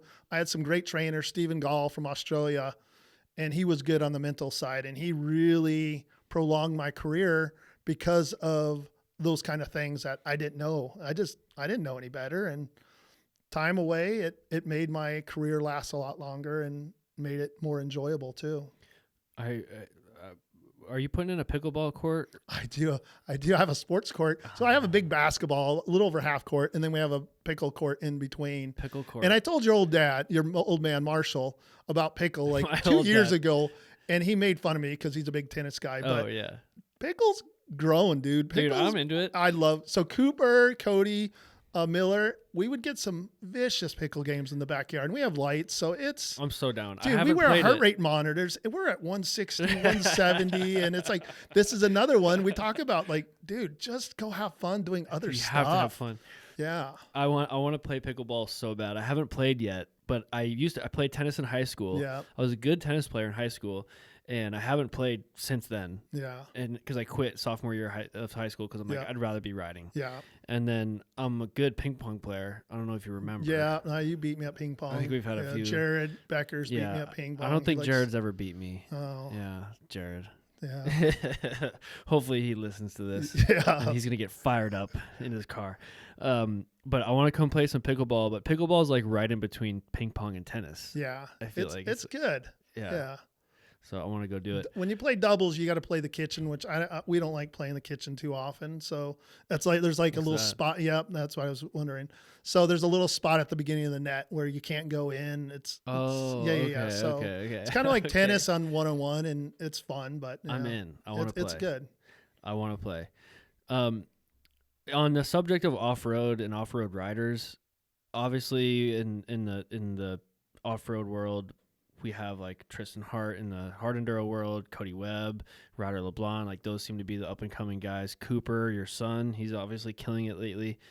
What other riders stand out to you in the other series? Because if we draw a parallel from Supercross, Motocross, there's some standout riders, and I mean even the top 20 guys, they all look so good and so refined and so professional on the bike. But who stands out to you right now?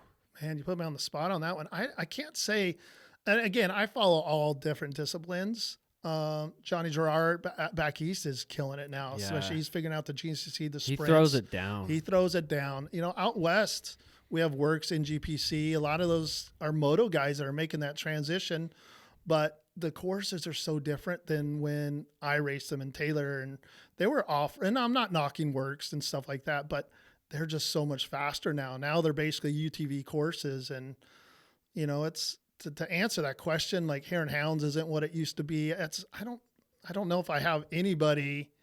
Dante Oliveira, he's killing it up there, and Hare Scrambles and dude, the Oliveira brothers. Yeah, that both of them are really good. So there's a lot of up and coming riders, but I don't know if there's one guy that it used to be that would stick out and kind of dominate. Like right now, there's just different guys. Do you watch UFC at all? Oh, I love UFC. Yeah. I do too. Do you know the Diaz brothers? Yep. Nick and Nate Diaz. Gnarly dudes. You know who reminds me of them? The Oliveira brothers. I can see that. They're the Diaz brothers of off-road. Yeah. Just a little bit NorCal. Yeah. Just a little bit gangster. Little punks, like in a good way, not like great. Yeah, way. Exactly. They're their own people. Yep. Not afraid to bounce that thing off the rev limiter a little bit. They're gonna go fast and a lot. Dude, they're smoothing it out though. It seems like Dante is starting to get smoother as he gets better. Mateo, and even at 6 days, you know, like I say, I follow it, and he even commented on one of his posts like, "I need to shift," like, and I was like, thinking to myself, yeah, dude, if you're on the rev limiter, your bike's not pulling you anymore. So It's true. I love watching those kids ride. They're just like they're awesome. crazy. We talk about different styles, we're jumping around, but I'm like Dante, versus a smooth rider like Jet Lawrence and, a Barsha. They're so different, but they still work. It depends on the type of racing, and it's neat to watch different riders and the different styles they have. It is neat. And how do you think people develop their own style? Because everybody, you kind of have technique, like proper technique, riding on the balls of your feet and braking before the corners and elbows up and eyes ahead and flat back. You have like proper technique, but then you have like a range of styles within that too. And how do you think that people develop their styles? Is it from watching? Is it from learning? Watching, their coaching. Maybe nowadays there's so much more coaching than when we kind of just learned by watching other riders. I think there's so many more videos. There's so much more out there that you can learn from. And it's just, I think that's the biggest thing is different styles. European style versus American, I would lean towards European. I think Europeans ride the bike better and smoother. Exactly. Style. Not point and shoot. Yeah. Supercross kind of point and shoot. And I like watching those guys. Are really good at weighting the pegs. Hard Enduro, even over there, they're slippery conditions. They're weighting the pegs. Good. Just watching, it's awesome. I love watching him. I do too. It's so cool. How do you think that? Why do you think that the European style is so much different? Do you think it's because of the tracks? Do you think it's because of the culture? I remember we were talking when we went to Finland for the 6 days in 2011. We were talking to people, and I've always been an enthusiast. And one thought or one theory that we've had before was that they're allowed to ride 125 street legal bikes, I think, on the road.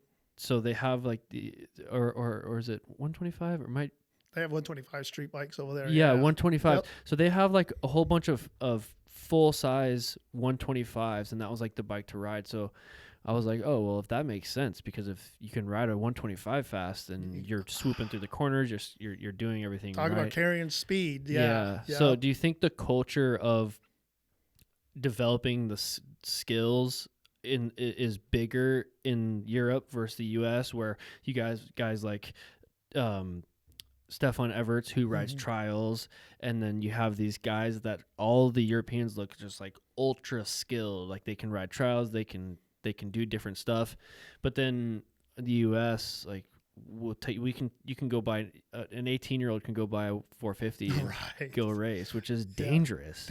So is it a cultural thing? Is it a coaching thing? Is it a knowledge thing? Is it a track thing? Damn, that's a tough. I don't know on that one, to be honest with you. That's an interesting one. That's a good question, because I don't know what I think the styles over there in Europe are different. The type of racing, they're more grass track kind of style, where we don't have that as much. On the East Coast, they're doing that more for ISD kind of style formats. But I don't know. Maybe we have prep tracks. Yeah. But then you take a guy like Taylor Robert, who's, I mean, he's American, but he's basically European by the way that he rides. Yep, 100%. And he trained with Steve Hatch, who is a East Coast GNCC enduro racer, and those guys have kind of a point and shoot style just because they're racing through trees, so they can't really swoop and flow. Their style isn't developed that way. So Steve would teach, and I trained with Steve too, but he was more of like a on the gas hard, on the brakes hard, turn, aggressive, throttle. He would use like twice as much gas as guys during races. Yeah, and more energy. But it worked for Steve. Yeah. It worked for Steve. Yep. But then Taylor, who's trained with Steve, is just like the opposite. Exactly. And Steve and I were great buddies. We trained a lot when he was with Factory Suzuki and I was in Kawi, and we lived here, and we trained 4 or 5 days a week together, and our styles were definitely different. But, you hitting on Taylor, he, to me, is someone I use a lot as far as people that understand racers. I go, Taylor Robert is one of the guys that rides the bike the right way to me. He's really efficient. He weighs 145 pounds. He's so small, but he's really good at on the power wise. He short shifts. He carries momentum. He makes it look easier. And faster than what he's really looking like he's going versus the guy that's on the rev limiter, the bike's bouncing all over the place. And I'm like, well, in that style, the rev limiter style doesn't really work out here anyway. Where Taylor grew up in Rio Verde, it's hard pack, slick. Oh, it's you and dry I both slick. know that. Yeah, and it's when it's wet, it's the best traction in the world, and when it's dry, it's the worst. Exactly. And you can't really get away with a rev limiter aggressive style. So probably just you can make an argument that because of where he grew up and just trying to find the pinnacle of how to ride that terrain and always being on the stopwatch and trying to get faster, over time he probably just got smoother and smoother and smoother and like, I gotta slow down before the corner. Yeah. He probably figured it out. And Taylor was one of the hardest workers I know, on and off the bike. He put in the work and super dedicated. I love that. Like, that's why I'm a fan of his. And I think he's one of the best because of the 100%. Whole package. He understood it. I feel like he had so many injuries throughout his career. Tough ones. But I never felt like he was an injury prone rider. No, he did not ride over the head. He just had just unfortunate accidents, misfortunes, just stupid stuff. And King of Motos, I remember when he was racing Cody Webb and knocked himself silly and barely made it out of there. It was like, they air vacked him out. And I saw that video once and I never saw it again because I can't watch it. I can't handle that. And it wasn't like he was doing anything dumb. It was just sometimes, and I don't know, maybe it's a 145-pound rider and going at that speed, or, like Danny Hamill, who was one of my guys, was 250. He was smooth, but he had the weight to carry him through that. So I don't know if that was it. I don't think there was anything Taylor was ever doing wrong. Just bad luck sometimes. I mean, I think he was definitely hanging it out in that situation. Yeah. But even just like, it seems like, I don't know. It just, I never really felt like he was an injury prone rider, but he seemed to get hurt a lot. And it's just, it makes you wonder if you could, because it seemed like there were so many years where he was expected and could have won a works championship, I think. And nothing against the guys that were winning those years when he was out or hurt or could only make so many of the races, but it makes you wonder, coulda, shoulda, woulda, right? But it makes you wonder how dominant he could have been over what he already was. Right. He's already had an amazing.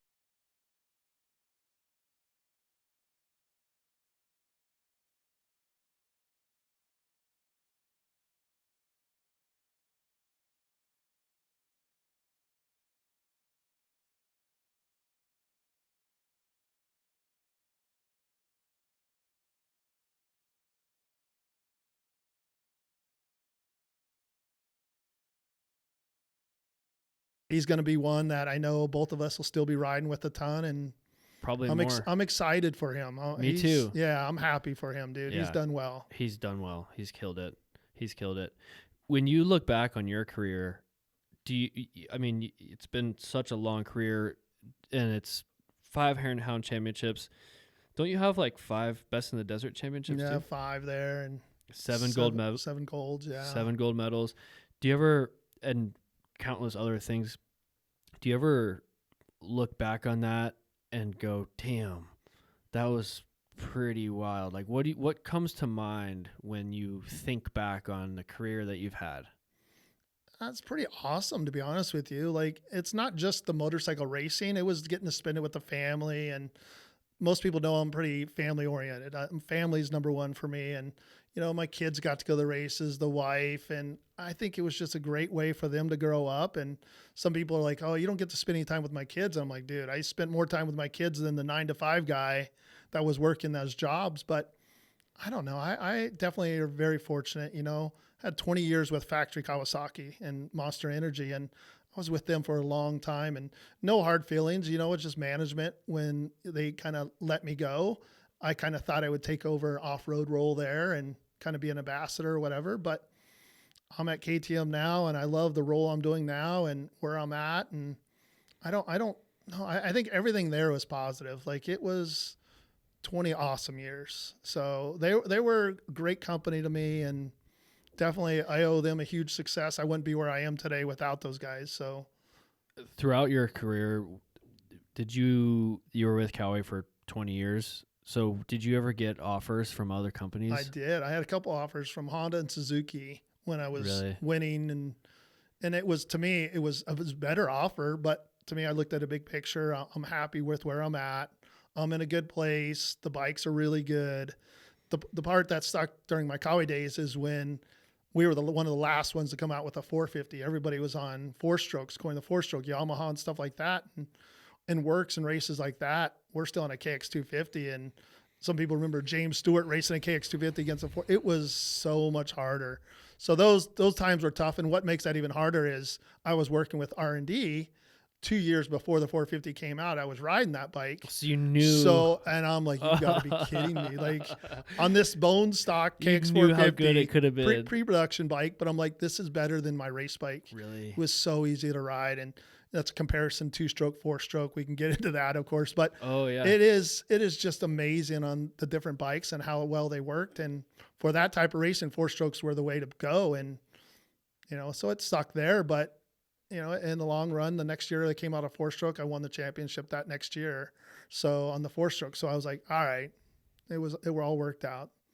Longevity. I'm a pretty loyal person. I think when somebody helps me out, I don't plan on going anywhere. And I've been that way for a long time with a lot of my sponsors and people I know, and just, I don't know.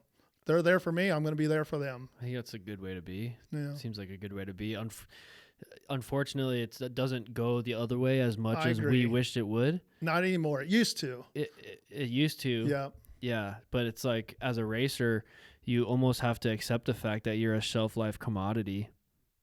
There's someone's coming up that is the next big thing, and they're going to offer them less money, and they're going to take it. And they probably have an accent. They have an accent, so exactly. they got a better shot than you anyway. Yeah. And what can you bring to the table? It's like, loyalty isn't there as much as it used to be, for sure. Right. It is more cutthroat. So it's a business. So I understand the business part. So, You talk about riding the KX250, and then you rode the KX250 in Hare and Hounds ever, or did you just stick with the 500 and then switch to the 450? Correct. Yeah, I raced 250, so I won the 250 championship a couple times, and then I moved up, and then I was on the KX500. So, okay. Yeah. And then that legendary battle with you and Zip Tie at the end of the race, that seemed like the turning of the tide, where something clicked with you. You're like, oh, I can do it. That was when we were buddies before, and then we became rivals, and that one we collided at the finish. I got the bad end of that, but again, I gave it everything I had, and your point was made. Yep, and it was, and Kawi let him go. I took his spot at Kawi, and so he didn't like me for that reason. Not that I had anything to do with it, but we're all good now. Do you guys chat ever now? Yeah, no, I definitely chat with them now, and it's cool to see his kid out there racing and stuff, and I have good memories with him. It's like, I think as you get older, you appreciate those memories more and more. I respected it because he didn't give me anything. He didn't want to lose. I didn't want to lose. I wasn't going to give him anything. So we raced each other hard, and maybe sometimes a little too aggressive, but that's racing, man. That's old school racing. And if it wasn't for him, then you wouldn't have been paranoid during the week thinking, Ty's doing this, Ty's doing that, or whatever's driving you. Like, he's the guy that made you as good as you were because you wanted to beat him. Yes, exactly. And I think that's, a lot of the guys now, we all use each other to motivate yourself. Like, all right, Tristan's the guy. I want to beat Tristan. It's like Cody Webb winning the first Hard Enduro round this year was stoked for Cody. And I think even Tristan was like, all right, that was cool. Like, Tristan, I guarantee you, is like, well, I needed that. Maybe sometimes you need to get your ass handed to you, and not that he got his ass handed to him, but you're like, all right, I need to step it up again. And that's a healthy thing. I feel like off-road is in a unique position when you consider motocross and supercross, also just with the cutthroatness, but the off-road community, we almost all need each other. For example, all the hard enduro guys train together. They ride together during the week. They're all riding the same ledges. They're all out in the mountains. Mm-hmm. You kind of don't really want to be riding alone doing that stuff anyway.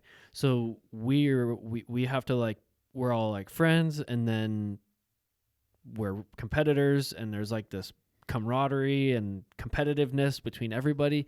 But with supercross, motocross, it seems like I've heard stories of those guys not talking to each other their whole careers. Yeah.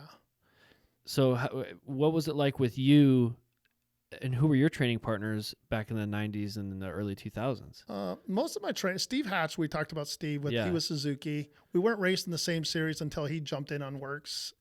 Factory Suzuki did. But overall, I usually trained with my teammates. Like when I was with Kali, those guys would usually come here in Arizona and we'd train during the winter and off season and stuff like that. But, kind of what you're talking about, hard enduro, I love the fact that Cooper and all you guys ride and train together. And it's just different because it's not as cutthroat as meaning every inch of the track, you're trying to cut someone off. Like, right. If there's a gnarly step up, it's kind of like I don't know what the word I'm looking for, but everybody's respectful of each other. Like you're not going to just cut to the front of the line. It makes you wonder if that would change if there was big money in off-road. If you won $1 million for the Hard Enduro Championship, would these guys be training together as much? What would the camaraderie be like? It would definitely change. It would change 100%. It would change. Yeah. It would make it exciting racing, but I don't see anybody putting that money in there. But that's what motocross, supercross is. That's why it's so cutthroat. It's just type of racing, and hard enduro isn't that. They're out there 4 or 5 hours, and it's just you're just trying to clean something to get up it. Where supercross, it's every 1/10 of a second is huge. It's dollar money. So it's pretty wild.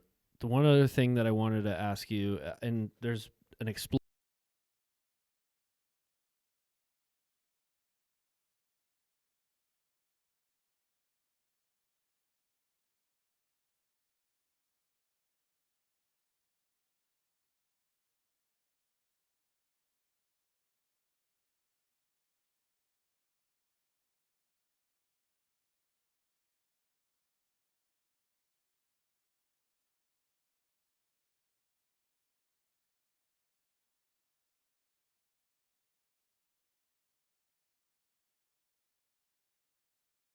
percent improvement like we were talking about before. I think the biggest thing is I do a lot of answer questions and stuff like that, a questionnaire as far as talking to them on the phone before the ride. And then when we get there, if they're a quality rider, meaning they've done riding racing, on my big group classes, I'll start out with standing on the bike. I know you do the same, and most trainers do, and talking about weighting the pegs, riding the motorcycle like you are a jockey. You really want to be loose on the handlebars, like being efficient.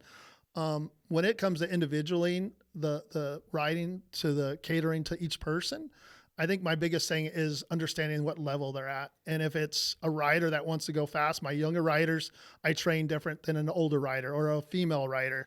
A female rider, not knocking female riders, you can't push like a good pro rider. Like a guy, I'm like, he wants to be pushed. Where my women riders, I'm more positive and like, all right, let's work on this. So we're building confidence. The biggest thing is safety to me. I'm big about braking, understanding about not just sitting on the seat all the time. It's like you're basically all the weight is up top, where if I could weight your pegs, now the center of gravity is a lot lower. Now we're going to be able to hinge on the bike, but it's practicing stopping drills, doing a lot of cone drills for the newer riders. And then even for, as you know, even on pro riders, we work a lot of sections, big about sections.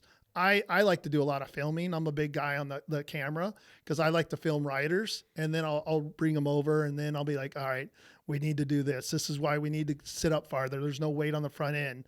We need to do these different things. Seems like it clicks for them. It does. And I'm a visual. Most of us are all visual writers. So if I see somebody do it, I'm like, oh, it's like same thing. Cooper tries a section. I'm like, all right, I see what he did. I can pick up on that pretty good. So when I do a lot of video, like I did a class this morning, and we do a lot of video stuff, and he's a good B-ish rider, but we worked on for them more intensity. He knows how to stop. He knows what he's doing. But to me, it's not just riding the bike the right way. It's setup, when to go fast, when not to, smoother throttle, controlled. Smooth is fast, and smooth is efficient, and smooth is safe. So I'm big about that. And you ride during your clinics. I ride all my classes, yeah. I feel like that is such an important part to it, because I feel like you riding and showing proper technique is as important as showing a video of them, because then they have a reference. Because so many times I'll be riding during my clinics with my guys, and then I'll take a video of them, and I'll be like, here's what you look like. And they'll be like, oh, okay, I got to change it. Like it offers a level of body awareness and understanding that they're multiple perspectives so they can start closing the loops. Because what you feel like you're doing, and Cooper's videoed me before doing something, and he'll say it, and I'm like, gosh, I feel like I'm doing it. And then he shows me, and I'm like, holy crap, he's 100% right. I am going too high with my front end on a jab zap or whatever it may be. And I'm like, yep. So me videoing, I like doing that. I just think it's beneficial for everybody. And then even while someone's taking a turn, I could go back and rewind it and look at their foot position, look at where their head was. Were they looking around the corner? Where was their foot bouncing on the peg? They need to weight the peg. There's so much that goes into training. It's different levels, and not giving someone 15 things to do, because then your mind's racing. So I'm like, all right, Mike, we're just going to focus on 4 or 5 things today right now. This is going to be our main program here, but we're building a base. We're building the foundation. We're building a house. We're not starting at the 2x4s and the 2x6. Yeah, we're going to start right here. This is how we're going to get better.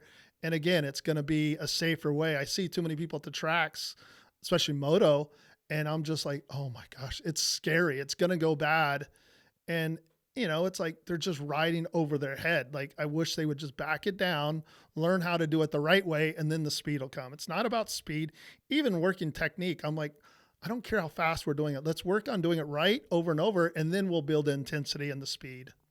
I agree. And I've always said that when I speed up my speed, I'm just speeding up the rhythm of the technique that I already have. Yeah. So learning how to go fast is really learning how to do it properly at any speed, and then speeding up that tempo, I feel like.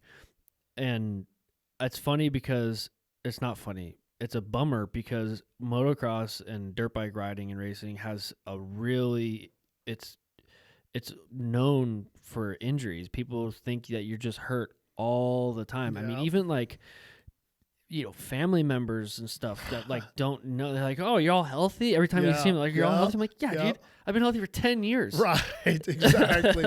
And every once in a while I have a little mishap, but it's like, I don't really know what they think. They must think that you're just like closing your eyes and giving as much throttle as possible. But I feel, I would like to think that the sport of riding motorcycles is actually safer than what it's made out to be. 100%. I can't argue one bit about that. And that's exactly what you were just mentioning. Is, trust me, I hear it from family. I hear, you still doing that? Like, isn't it dangerous? When's the last time you broke something? I'm like, dude, are you serious? Like, I don't think you understand. It's not necessarily like that. It's a really awesome sport. So right. It is an awesome sport. And it's, to me, I think, like, you training, I love what you do. I love kind of supporting all the trainers.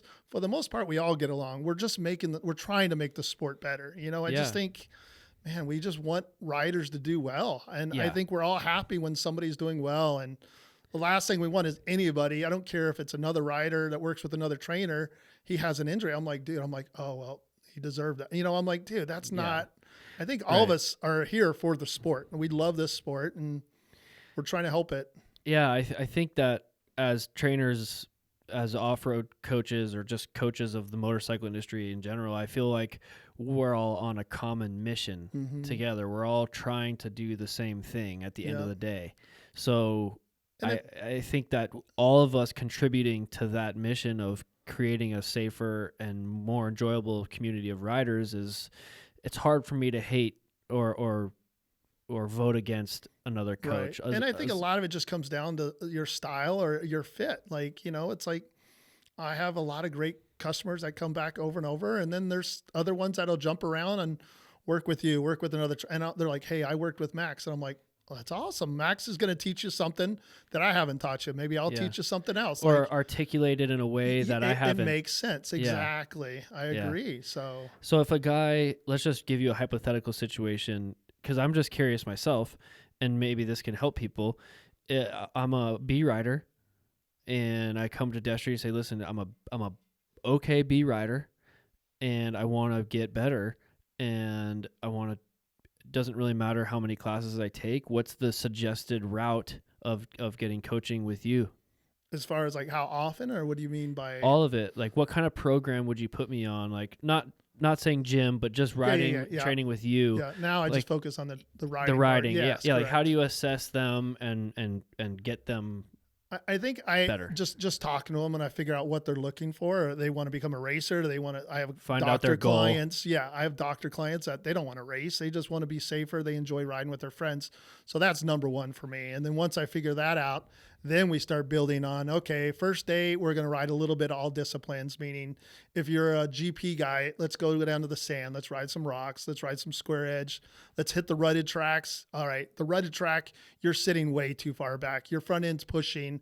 Now this is something we'll put a little more emphasis on, and then just building from there. We talk about building that foundation, and it's just learning each rider because everybody's different. You know, you talk about levels. Shoot, there's A riders that I work with that have great skill, but they're lacking in intensity. They're chopping halfway through the corner. So everybody's a little bit different. There's A riders that have worse technique than C riders. There's 100%. And its consequences are going to be bigger at that faster pace they're going. Right. And I'm like, man, they're not afraid to hold it. So they're not afraid. And then those are my younger riders usually that I'm like, hey, let's slow down. Let's do the stopwatch stuff. And I want you to slow down and realize you're going to go faster, being smoother and a gear higher. And back to Taylor, we're just going to carry momentum everywhere versus just holding that thing wide open.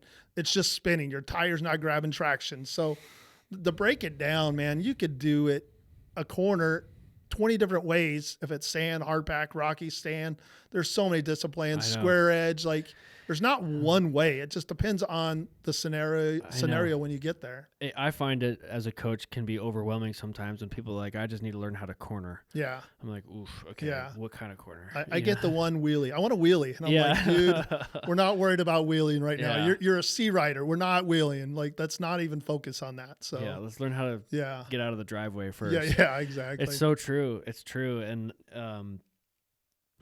I mean, I find it becomes difficult when people want to learn a multi-step skill in a short period of time.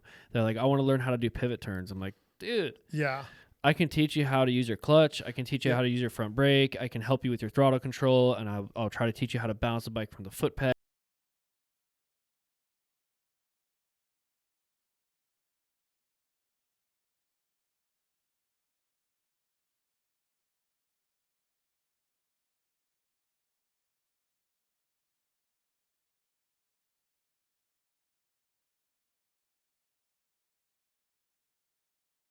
In a couple of weeks, like of just training, like, oh, dude, I can drive this car pretty good. If I have a new motorcycle guy and he hasn't been on a motorcycle and I put him on a motorcycle, within 3-4 weeks, he isn't going through the matrix. He's not pivoting turn. It takes a long time. And you understand, you know, what you're talking about on a pivot corn, there's so much that goes into it. Like you want to use the rebound as the energy to help the front end come up. There's so much that goes into it. And it's exciting. It's a feel thing too. Yeah. People, I find that I have to tell people like, or my theory, I should say, on coaching is I'm here to help you. I'm here to guide you in the direction of learning faster. I want to teach you how to learn as quickly as possible, because if you were put on an island with as much food as you needed and as many bikes as you needed, and your only goal was to figure out how to hit turns the fastest and how to ride that motorcycle, you'd probably figure it out over a long period of time. Yep. But I'll just help you. I'll tell you what the right thing to do is, and you're still going to have to learn it though. You still have to wire it into your brain. You still have to practice riding on the foot pegs, and you still have to do it. It's just my job as a coach is I'm going to shorten up your time frame of learning, and we're going to go from here, hopefully, to here instead of here for the rest of your. Yeah, a little.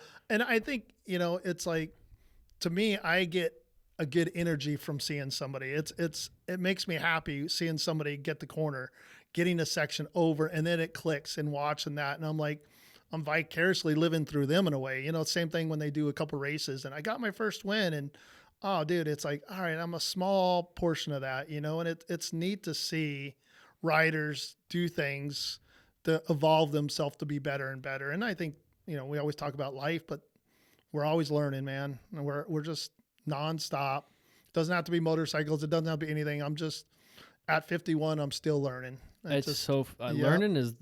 What else are you learning lately? Yeah. Because I feel like learning is.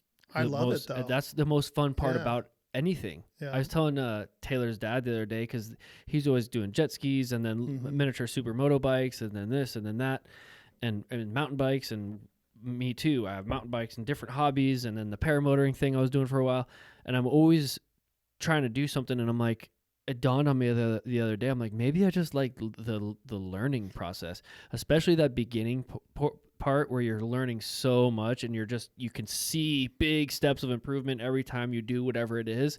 That's what's addicting, I think. Yeah, I agree with you. I feel the same way. I'm that way too. Well, we could keep talking.